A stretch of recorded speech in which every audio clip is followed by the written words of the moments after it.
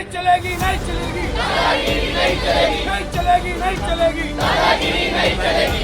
देश की बेटी कैसी हो, सुरक्षित हो, सुरक्षित हो। देश की बेटी कैसी हो, सुरक्षित हो, सुरक्षित हो।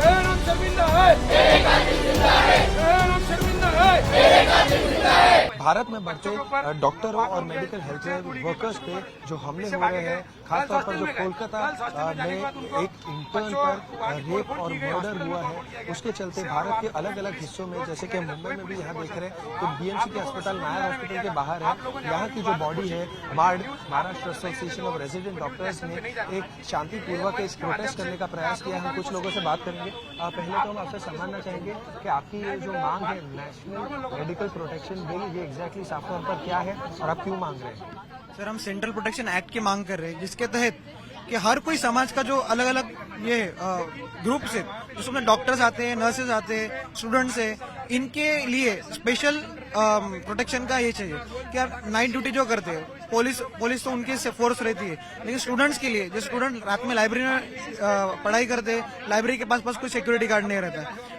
एग्जाम आती है, 24 आवर बच्चे लाइब्रेरी में रहते हैं, कभी निकल गई वॉशरूम का कोई सिक्योरिटी गार्ड नहीं है।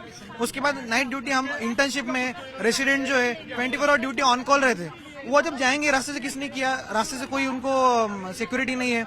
उसके बाद में आप देखेंगे कि नर्सेस का भी सेम, जब कोई हॉस्टल है, गर्ल्स का हॉस्टल, उधर एडिक्वेट सिक्योरिटी नहीं रहते, लिमिटेड है, 1-2 सिक्योरिटी गार्ड रहते। कुछ हुआ कौन किसको आवाज देगा, कितना दूर रहते हैं वो बच्चे, 9th फ्लोर पे रहते हैं, नीचे सिक्योरिटी गार्ड रहते हैं, कितना आवाज देंगे। तो मतलब ये सब जो, ये तो छोटी छोटी चीजें है।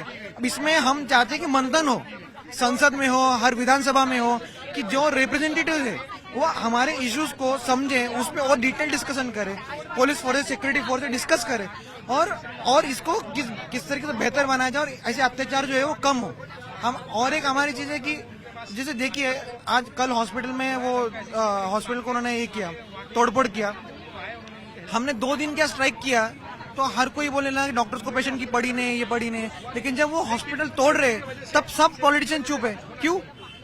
तो जब डॉक्टर्स पे बीतती है तो सब लोग चुप रहेंगे, लेकिन पेशेंट पे बीतेंगे तो सब लोग खड़े होंगे। तो दिस इज वेरी रॉन्ग।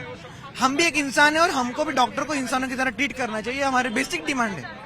हर किसी को अपने प्रोटेक्शन का रहता है, और एक ये डॉक्टर की नहीं, एक सामान्य लड़की की बात है, तो इसको उसी तरीके से देखना चाहिए जिस तरीके से हम नॉर्मल लड़की कैसे। आज भी वो बंदा, वो ग्रुप, वो जो भी है, वो लोग खुले जिंदा घूम रहे हैं।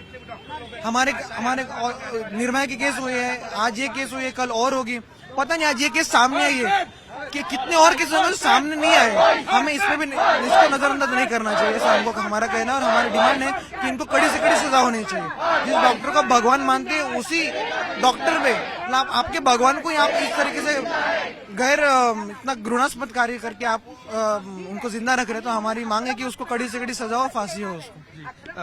देखने मिल रहा है कि आपने अलग अलग पोस्टर्स पकड़ रखे हैं, व्हाइट एप्रन टर्न्स रेड, इसका क्या मतलब होता है? ये हमारे साथ बात करेंगे डॉक्टर अक्षय, जो मार्ड नायर के प्रेसिडेंट है। क्या कहना चाहेंगे?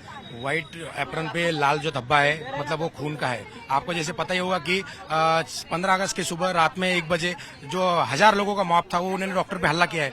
एक स्टेट में अगर ऐसा हो रहा है तो वो एक कम्प्लीटली फेलियर है वो स्टेट का। और यहाँ पे हम केंद्र सरकार से दरखास्त करते हैं कि उन्होंने तुरंत हमारे बच्चों को सेफ्टी फील करने के लिए वहाँ पे सेंट्रल का सीआरपीएफ के जो पुलिस है वो तुरंत तैनात करने चाहिए और बच्चे वहाँ पे सुरक्षित महसूस करने चाहिए। और जहाँ पे भी प्रोटेस्ट हो रहे हैं, ये वह जगह पे ऐसा कुछ ना हो, इसका उन्होंने ध्यान रखना चाहिए। हम आपके माध्यम से ये सेंट्रल से दरखास्त करना चाहते हैं कि सेंट्रल प्रोटेक्शन एक्ट जो है, इसके तहत हमारे बच्चे काफी महसूस फील करेंगे, उनको थोड़ा सा सिक्योर फील होगा। तो आप तुरंत से तुरंत उसके ऊपर कुछ हमें न्याय दे, और या उसके ऊपर कुछ हमें तुरंत आश्वस्त करे, या फिर हमें कुछ ऐसा मिनट्स मीटिंग या ऐसा कुछ हमें दे।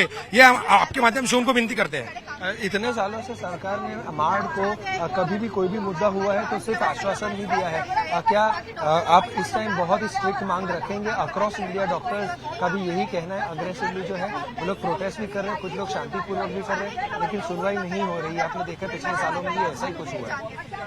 ये कंप्लीट फेल्यूर है उस सेट का। और अभी नेशनल जो सारे आरडीएस है हमारे, सब इकट्ठा आए हुए, और अभी ये बहुत हो गया है। अगर जो लोग ईमानदारी से काम कर रहे हैं, जो लोग रात दिन इमरजेंसी सर्विसेज दे रहे हैं, उनके ऊपर ऐसा कोई हजार लोग आके उनके ऊपर ये हल्ला करेंगे, तो ये बहुत गलत है। ये मैं बाकी नॉर्मल लोगों को भी ये विनती करना चाहता हूँ कि ये हमारे देश की बेटी के ऊपर अत्याचार हुआ है, हमारे देश के बेटी के ऊपर रेप हुआ है, हमारे देश के बेटी के ऊपर अभी भी अन्याय हो रहे हैं, तो आप कब तो अपने घर में घुस के रहोगे। मैं ये आगे आपके बेटी के साथ होता, आपके बहन के साथ होता, तो आप ऐसी शांत रहिएगा। ये मेरा पूरे देशवासियों से सवाल है। आप ये माध्यम से आपको विनती करना चाहता हूँ कि आप भी अभी रास्ते पे आए और ये जो हमारी बहन के साथ जो गलत हुआ है उनको न्याय दे। मैम, मैं आपसे समझना चाहूँगा, एक लेडी डॉक्टर होने के एक लेडी डॉक्टर है आप, और जिस तरह की फैसिलिटीज़ है, जहाँ एडिक्वेट सिक्योरिटी गार्ड है, एक जन ने पोस्टर भी पकड़ा हुआ था कि हॉस्पिटल इज़ आवर होम, और होम में भी हम अनसेफ महसूस कर रहे हैं, तो क्या कहना चाहेंगे?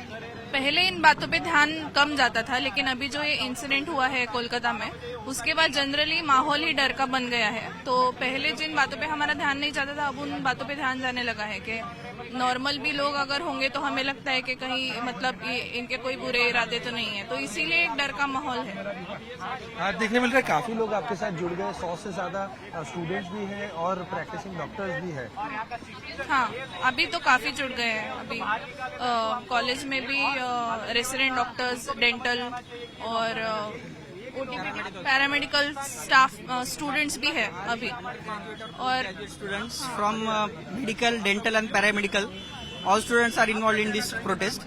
और ये जो इंसिडेंट्स हुआ है, इसके जब जो भी पहले फीमेल डॉक्टर्स थी, जो ड्यूटी करते वक्त थोड़ा बहुत डर का माहौल नहीं था, लेकिन जो इंसिडेंट्स अब से हुआ है, तो सब डॉक्टर्स या यूजी स्टूडेंट्स हो, इंटर्न्स हो, जो कॉलेज इंटर्न डॉक्टर्स हो, रात में जो 24 आवर्स ड्यूटी करते हैं, 48 आवर, उनमें भी एक डर का माहौल है कि आसपास का कोई अगर पेशेंट का रिलेटिव है या कोई भी आदमी है, उसके दिमाग में क्या चल रहा है, ये इनको किसी को उसका आइडिया नहीं है। तो उसकी वजह से एक डर का माहौल चल रहा है, अभी बना है doctors, female, specially female doctors में।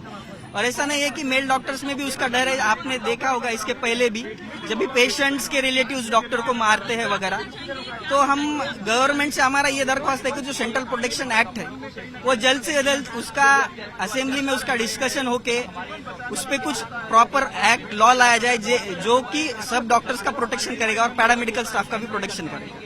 धन्यवाद आप सभी का बात करने के लिए। आप देख पा रहे होंगे 100 से अधिक डॉक्टर जो है, पैरामेडिकल स्टाफ, डेंटल और हॉस्पिटल दीवार नहर के बाहर जो है, जो गवर्नमेंट अस्पताल है, यहाँ पर काफ़ी सारे हेल्थ वर्कर्स में नर्सेज और सिस्टर्स भी मौजूद है, कुछ वार्ड बॉयज भी मौजूद है। बढ़ते हमलों को लेकर जो मेडिकल हेल्थ केयर वर्कर्स पर अत्याचार हो रहा है, और स्पेशली जो देखने मिला कि कोलकाता में हॉस्पिटल की तोड़फोड़ कर दी गई है, गवर्नमेंट अस्पताल की, उसके बावजूद भी ये यहाँ शांतिपूर्वक प्रोटेस्ट करते हुए और एक सेंट्रल प्रोटेक्शन एक्ट और बिल का इंट्रोडक्शन करते हुए, उसकी मांग करते हुए साफ तौर पर उन्होंने कहा कि जो अत्याचार है और अटैक्स है डॉक्टर्स पर, ये रुक जाना चाहिए। कैमरामैन महेश मौर्य के साथ देव कोटक, आज तक मुंबई।